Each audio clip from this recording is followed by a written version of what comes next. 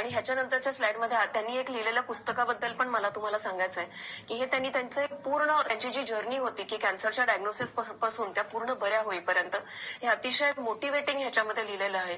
तर जे patient कॅन्सरची treatment सध्या घेत आहेत किंवा ज्यांना झालं आहे तर त्यांनी हे पुस्तक अवश्य वाचावे. तुम्हाला खूप मोटिवेशन मिळेल या पुस्तकात. नक्कीच. आणि मला वाटतं डॉक्टर ज्यांना हे पुस्तक आपल्या प्रेक्षकांना मागवायचं असेल तर त्यांनी 9604308408 या क्रमांकावर नक्की संपर्क करा. याबरोबरच आपण एक छोटी घेतोय, लगेचच भेटतोय, कुठेही जाऊ नका. पाहत आमचा विशेष कार्यक्रम आरोग्यम धनसंपदा. सर्जरी म्हणतात. त्यामुळे प्रत्येक स्त्रीमध्ये पूर्ण ब्रेस्ट काढली गेलीच पाहिजे असं अजिबात नाहीये. आपण कॉन्झर्विंग सर्जरी करून ब्रेस्ट प्रिझर्व सुद्धा करू शकतो. तर हे आपल्या समोर एक अतिशय चांगलं उदाहरण आहे की ज्यांनी या ब्रेस्ट कॅन्सरला लढा दिलेला आहे आणि त्यातून त्या पूर्णपणे बऱ्या झालेल्या आहेत. आणि ह्याच्यानंतरच्या स्लाइडमध्ये त्यांनी एक लिहिलेल्या पुस्तकाबद्दल पण मला तुम्हाला सांगायचं आहे की हे त्यांनी त्यांची जी जर्नी होती की कॅन्सरच्या डायग्नोसिस पासून त्या पूर्ण बऱ्या होईपर्यंत हे अतिशय मोटिवेटिंग ह्याच्यामध्ये लिहिलेलं आहे. तर जे पेशंट कॅन्सरची ट्रीटमेंट सध्या घेत आहेत किंवा ज्यांना झालं आहे तर त्यांनी हे पुस्तक अवश्य वाचावे. तुम्हाला खूप मोटिवेशन मिळेल या पुस्तकात. नक्कीच. आणि मला वाटतं डॉक्टर ज्यांना हे पुस्तक आपल्या प्रेक्षकांना मागवायचं असेल तर त्यांनी 9604308408 या क्रमांकावर नक्की संपर्क करा. याबरोबरच आपण एक छोटी घेतोय, लगेचच भेटतोय, कुठेही जाऊ नका. पाहत आमचा विशेष कार्यक्रम आरोग्यम धनसंपदा. पण चांगली असते. सिंपल गोळ्यांवर सुद्धा आता हे पेशंट चांगलं आयुष्य जगत आहेत. त्यामुळे कॅन्सर जरी झाला असला तो कुठल्याही स्टेजचा असेल तरी तुम्ही अवश्य तुमच्या ऑन्कोलॉजिस्टचा सल्ला घ्यावा आणि ते जे ट्रीटमेंट सांगतात ती घेतली गेली पाहिजे. नक्कीच. आणि सगळ्यात महत्वाचं डॉक्टर मला वाटतं असं आहे की घाबरून न जाता तुम्ही लवकरात लवकर तुमच्या डॉक्टरांचा योग्य सल्ला घ्या आणि पुढच्या ट्रीटमेंटला तुम्ही. स्त्रियांमध्ये सर्वाधिक आढळणारा जो कॅन्सर आहे तो नेमका कोणता आहे? तर जसं स्त्रियांमध्ये ब्रेस्ट कॅन्सर सोडून आपल्याला अंडकोशाचा कर्करोग आहे, त्याच्यानंतर पिशवीचा कर्करोग आहे, मुखाचा कर्करोग आहे, असे विविध कर्करोग बघायला मिळतात. पण जगभरामध्ये आणि तसंच भारतामध्ये ब्रेस्ट कॅन्सर हा सर्वाधिक आढळणारा कर्करोग आहे. आणि स्त्रियांमध्ये कॅन्सरमुळे होणाऱ्या मृत्यूंपैकी सगळ्यात महत्वाचं कारण हे ब्रेस्ट कॅन्सर आहे. इंडियामध्ये दर 27 महिलांमागे एकाला आणि जगभरामध्ये दर 8 महिलांमागे एकाला हा कर्करोग होण्याची शक्यता आहे. तर जसं आपण या स्लाइडमध्ये पण बघू शकतो, भारतामध्ये दरवर्षी ऑलमोस्ट 1.3 मिलियन नवीन केसेस आढळले जातात. त्यातले 4 लाख महिला या आजारामुळे मृत्युमुखी सुद्धा होतात. ऑलमोस्ट दर 4 मिनिटाला एक नवीन स्त्री या कॅन्सरमुळे डायग्नोज होत आहे आणि एव्हरी 13 मिनिटाला एखाद्या स्त्रीचा या आजारामुळे मृत्यू देखील होत आहे. त्यामुळे या शॉकिंग स्टॅटिस्टिक्स ज्या आपल्या समोर आहेत याच्यामुळे आपल्याला लक्षात येतं की याची जागरूकता करणं किती आवश्यक आहे. खरं तर जसं तुम्ही म्हणालात की ब्रेस्ट कॅन्सर विषयी काय सगळ्याच कॅन्सर विषयी महिलांमध्ये जागरूकता होणं आणि त्यांच्या कुटुंबामध्ये जागरूकता होणं खूप महत्वाचं आहे. बऱ्याचदा असं म्हटलं जातं की केवळ वृद्ध महिलांनाच स्तनाचा कर्करोग होतो. हे खरं तर कितपत खरं आहे आणि याबद्दल तुम्हाला काय माहिती द्यायची? तर सगळ्यांना हे असं वाटतं की फक्त वृद्ध लोकांनाच कॅन्सर होतो. काही प्रमाणात खरं पण आहे, म्हणजे जसं जसं वय वाढतं तसं कॅन्सरचं प्रमाण वाढत जातं. पण ब्रेस्ट कॅन्सरचं असं आहे की एक वयोगट म्हणजे 30 ते 40 वयोगटापासून कुठल्याही वयोगटामध्ये हा कॅन्सर होऊ शकतो. पुरुषांमध्ये देखील हा कॅन्सर होऊ शकतो, हे सुद्धा किती जणांना माहिती नसतं. तर जसं वाढणारं वय एक रिस्क फॅक्टर आहे, तर वाढणारं वय सोडून अनुवंशिकता झालं, फॅमिली हिस्ट्री आहे, काही लोकांना उशिरा रजोनिवृत्ती म्हणजे मेनोपॉज उशिरा होतो, मासिक पाळी लवकर येणं, पहिलं मूल 35 नंतर होणं, स्तनपान न करणं, हे सोडून एक फॉल्टी लाईफस्टाईल ज्याच्यामध्ये व्यायाम करत नाही, स्थूलपणा, काही व्यसनं जसं की स्मोकिंग, हे बरेचसे कारण ब्रेस्ट कॅन्सरला कारणीभूत आहेत. आजकाल आम्ही इन प्रॅक्टिस आम्ही बघतोय की 30 ते 40 वयोगटातील बऱ्याच स्त्रियांना हा कर्करोग होत आहे.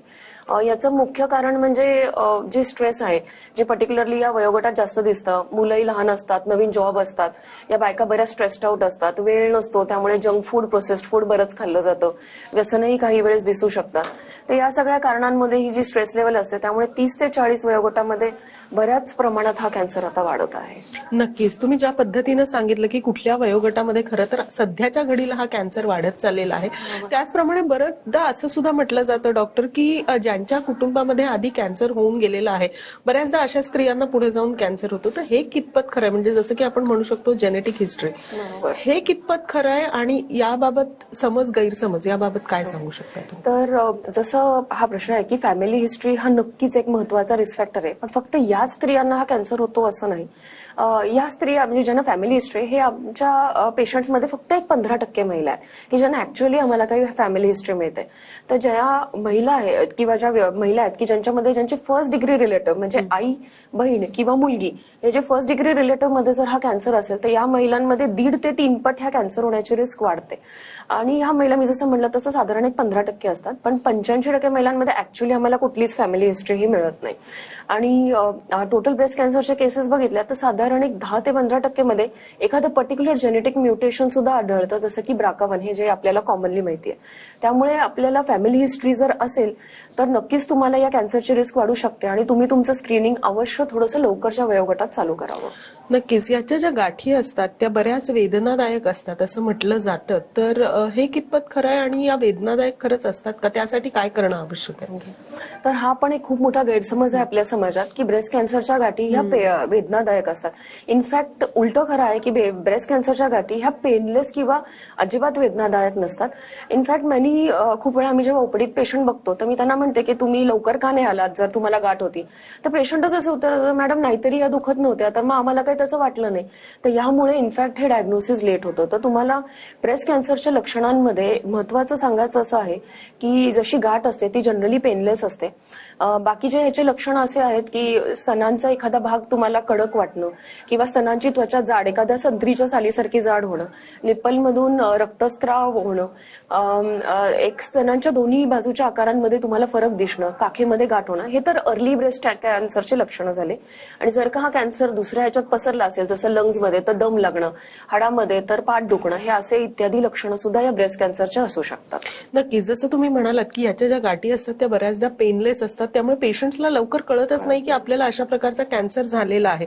मग ब्रेस्ट कॅन्सर हा लवकर निदान करण्यासाठी नेमकं काय केलं गेलं पाहिजे? याचं निदान जे आहे ते लवकर होत नाही, या बाबतीत काय सांगू शकता तुम्ही? ब्रेस्ट कॅन्सरचं निदान नक्कीच लवकर होऊ शकतं जर आपण जागरूक असेल तर जसं आपण हे जागरूकता करण्याचा प्रयत्न करतोय तर ह्याच्यामध्ये सगळ्या स्त्रियांना आज आम्ही हेच सांगू इच्छितो की कुठलीही गाठ, स्पेशली जर का ती वेदनादायक नसेल तर तुम्ही लवकरात लवकर जर आपल्या ऑन्कोलॉजिस्ट किंवा कर्करोग तज्ञांपर्यंत गेला तर हे नक्कीच लवकर तुमचं निदान होऊ शकतं. आणि लवकर निदान झाले तर हे पेशंट पूर्णपणे बरे होतात. तर हीच जागरूकता आम्हाला सुद्धा तुमच्यापर्यंत पोहोचवायची आहे.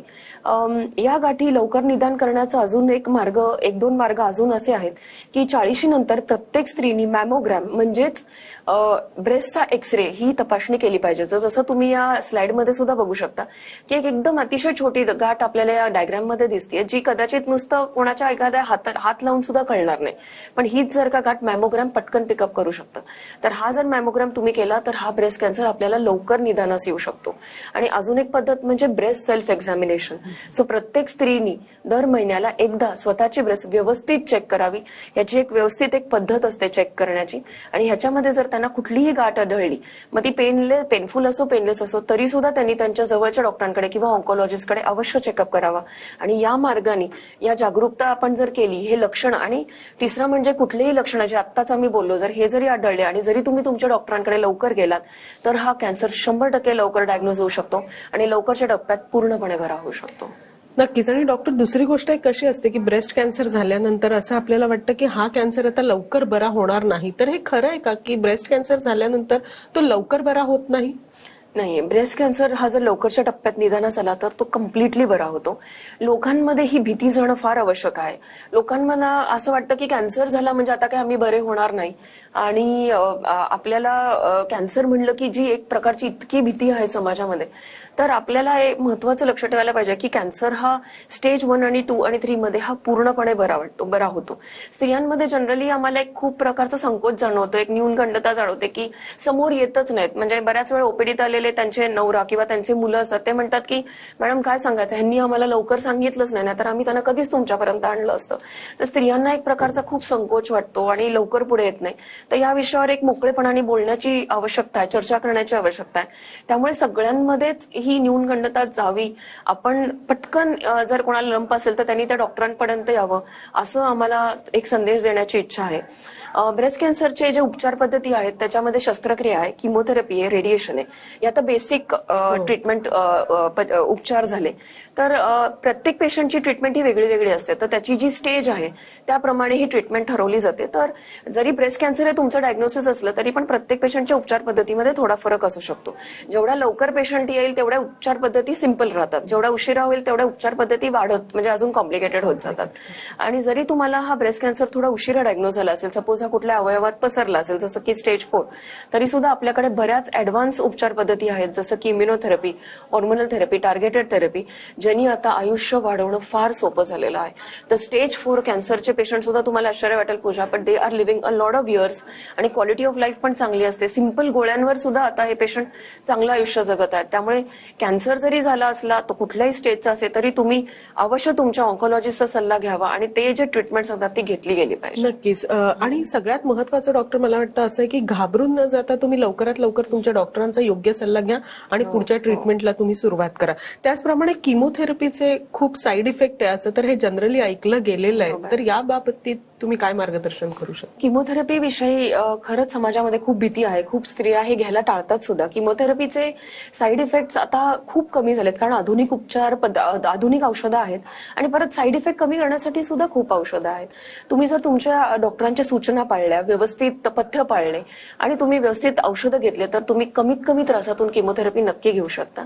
आपल्याला आता जसं केस जाणं ही महिलांमध्ये सगळ्यात मोठी भीती असते, तर आपल्याकडे एक नवीन डिव्हाइस आलेला आहे की ज्याला कूलिंग कॅप असं म्हणतात, तुम्ही या चित्रात सुद्धा बघू शकता. त्या कूलिंग कॅपमध्ये केस जाण्याचं प्रमाण बरंच कमी होतं. तर ते असे आमच्याकडे बरेचसे उपाय असतात की ज्यांनी आम्ही किमोथेरपीचे साईड इफेक्ट कमी करू शकतो. त्यामुळे तुम्ही किमोथेरपी घेणं टाळू नका. आणि मी माझ्या एका पेशंटचं सुद्धा उदाहरण देऊ इच्छिते की जसं तुम्ही या पेट स्कॅनमध्ये बघत होता की या पेशंट ब्रेस्ट कॅन्सरच्या आहेत, ज्या स्टेज 3 मध्ये डायग्नोज झाल्या होत्या, तर त्यांना आम्ही शस्त्रक्रिया केली, किमोथेरपी आणि रेडिएशन, आणि पुढचा जो त्याच्या शेजारचा पेट स्कॅन जर तुम्ही बघितला तर त्या पूर्णपणे बऱ्या झालेल्या आहेत. आणि प्लस आपण त्यांची ब्रेस्ट पूर्ण काढली पण नाहीये, ह्याला कॉन्झर्विंग सर्जरी म्हणतात. त्यामुळे प्रत्येक स्त्रीमध्ये पूर्ण ब्रेस्ट काढली गेलीच पाहिजे असं अजिबात नाहीये. आपण कॉन्झर्विंग सर्जरी करून ब्रेस्ट प्रिझर्व्ह सुद्धा करू शकतो. तर हे आपल्या समोर एक अतिशय चांगलं उदाहरण आहे की ज्यांनी या ब्रेस्ट कॅन्सरला लढा दिलेला आहे आणि त्यातून त्या पूर्णपणे बऱ्या झालेल्या आहेत. आणि ह्याच्यानंतरच्या स्लाइडमध्ये त्यांनी एक लिहिलेल्या पुस्तकाबद्दल पण मला तुम्हाला सांगायचं आहे की हे त्यांनी त्यांचं एक पूर्ण त्यांची जी जर्नी होती की कॅन्सरच्या डायग्नोसिस पासून त्या पूर्ण बऱ्या होईपर्यंत हे अतिशय मोटिवेटिंग ह्याच्यामध्ये लिहिलेलं आहे. तर जे पेशंट कॅन्सरची ट्रीटमेंट सध्या घेत आहेत किंवा ज्यांना झालं आहे तर त्यांनी हे पुस्तक अवश्य वाचावे. तुम्हाला खूप मोटिवेशन मिळेल या पुस्तकातून. नक्कीच. आणि मला वाटतं डॉक्टर ज्यांना हे पुस्तक आपल्या प्रेक्षकांना मागवायचं असेल तर त्यांनी 9604308408 या क्रमांकावर नक्की संपर्क करा. याबरोबरच आपण एक छोटीशी विश्रांती घेतोय, लगेचच भेटतोय, कुठेही जाऊ नका. पाहत राहा आमचा विशेष कार्यक्रम आरोग्यम धनसंपदा.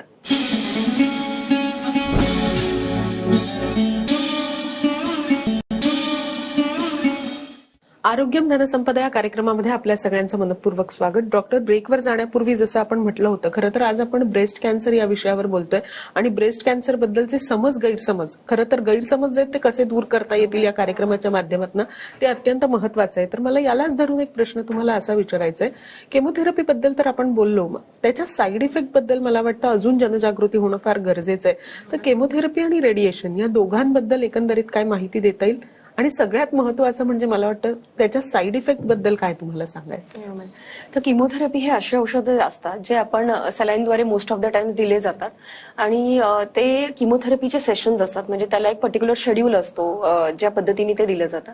तर किमोथेरपीचे आता अशात म्हणजे या काळात फारसे साईड इफेक्ट्स राहिलेले नाहीत, पण तरी सुद्धा एक थोडा थकवा येणं, थोडंसं अंग दुखणं, एक बारीक मळमळ, अन्न नकोसं वाटणं, आपल्याला भूक कमी लागणं आणि थोडेफार रक्ताच्या रिपोर्ट्सवर परिणाम होणं, म्हणजे तुमचं हिमोग्लोबिन WBC प्लेटलेट.